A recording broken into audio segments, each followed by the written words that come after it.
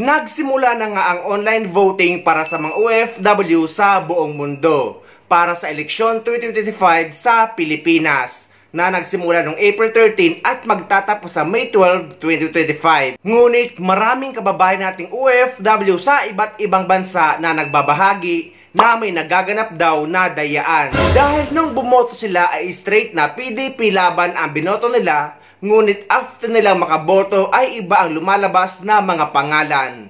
Hindi kagaya noon sa Philippine Embassy na kapag after mo makaboto ay may printed na resibo kung saan makikita kung sino ang mga binoto nyo. Pero ngayon ay iba ang mga lumalabas na mga pangalan. What?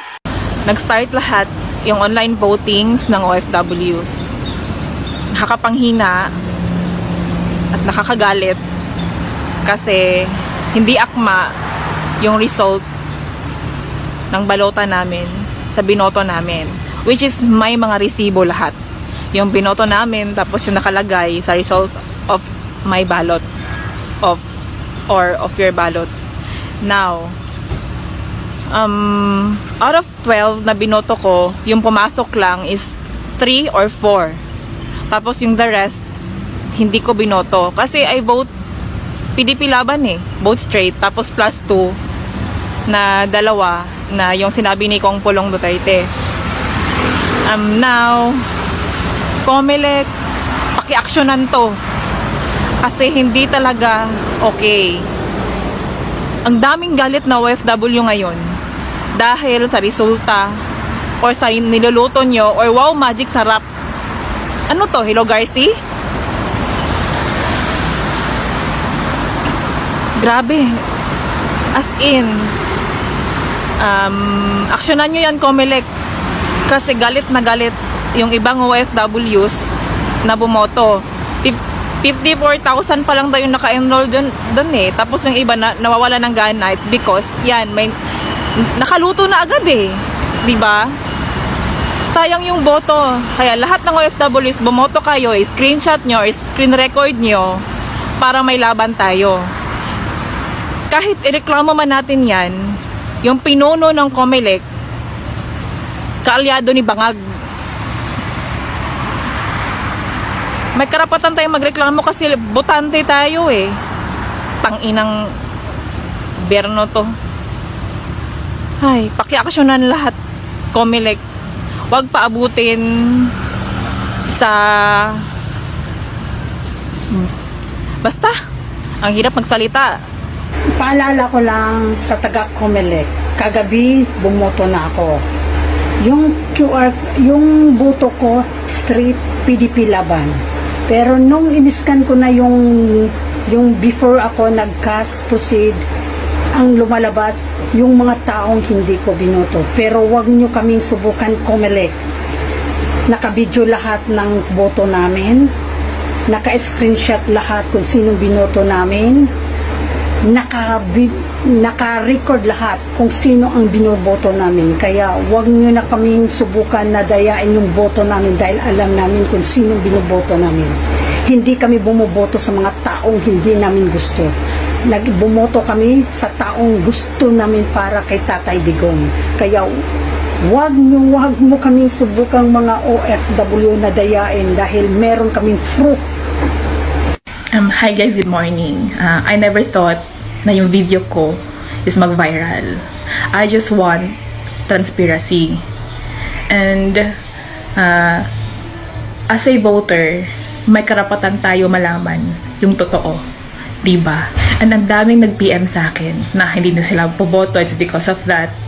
Ang daming na nag-post ng OFW na they have receipt. And it's true na yung mga sinasabi nila doon. And I urge everyone, OFWs, to vote. Because if ever we vote, may laban tayo.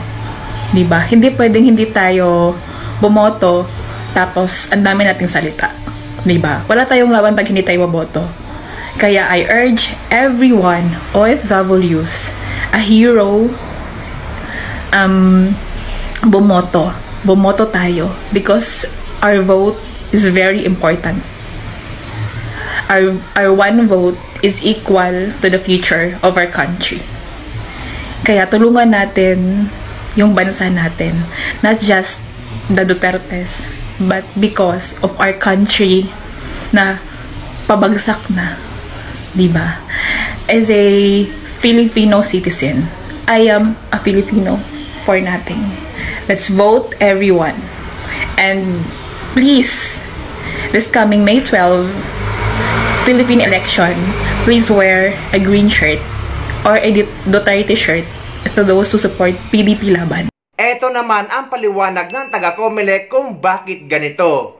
Para daw hindi magamit sa pagpapabili o pagbebenta ng boto.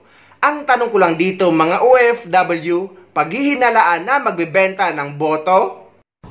Doon po, ibig sabihin, pwede nilang makita pa rin yung mismong encrypted votes nila. Pwede pa rin makita anytime, kahit 2 linggo na nakalilipas, pwede pa rin nilang makita, pero hindi po nila makikita yung mismong pangalan ng mga binoto nila kasi nga po na-encrypt na.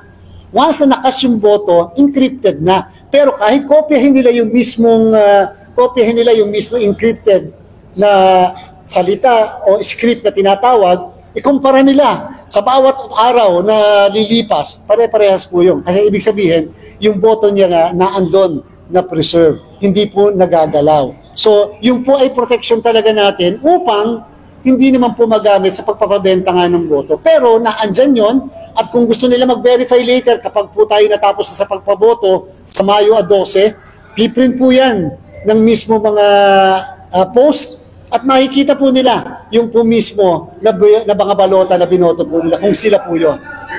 May video naman dito na tama nga ang sinasabi dito ng isang kababayan na pwede nga magamit sa pagbebenta ng boto o pagpapabili ng boto ang online voting. Ngunit tama rin na hindi tipo ng mga tao ang mga OFW na nagbebenta o nagpapabili ng boto. Dahil ang mga OFW ay kumikita dito sa ibang bansa at bumoboto ang mga OFW para sa inaasam nating pagbabago, hindi para sa pera na pinamimigay ng politiko. Kung yung number 1 suspect natin na mandaraya ngayong eleksyon, which is yung Comelec, ay siya rin ang may access sa database ng online voting, pwedeng dayain ng Comelec ang resulta ng online voting up to the last minute ng eleksyon. The only way na ma-secure totally ang resulta ng online voting is gayahin yung ginagawa ng mga nangungunang cryptocurrency sa buong mundo, which is lahat ng transaksyon ay cryptographically signed at rinirecord sa blockchain at yung mga database ay decentralized at distributed. Ang downside lang nito ay pwedeng maibenta ang boto ng mga botante sa online voting. Pero okay lang ito kasi yung typical na gumagamit naman ng online voting ay yung mga OFW at hindi sila yung tipo ng tao na nagbebenta ng boto. Ang sabi naman dito ng mga Duterte team candidates ay huwag kayong ma-discourage. Bumoto pa rin kayo dahil kahit madaya man ang ibang mga boto, ngunit sa dami naman ng mga OFW na buboto ay mananalo pa rin ang kandidato na iboboto nyo. Sa kabila ng isyu ng pandaraya, nanawagan naman ng Duterte Senate slate sa Pinoy voters na huwag ma-discourage at bumoto pa rin sa eleksyon. Narito ang pahayag ng Duterte Senate slate. OFWs, go out and vote. Pumunta kayo sa consulate and demand respectfully for the enforcement of your right to cast a physical ballot. Tapos, sabihin niyo po sa lahat ng kamag-anak niyo mag-green sa araw ng halalan.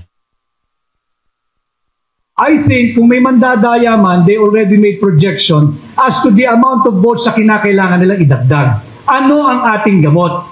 Kinakailangan itaas natin yung voter turnout. Dapat higit na mataas to compensate and to offset kung ano mang dadagdag nilang pandaraya dyan.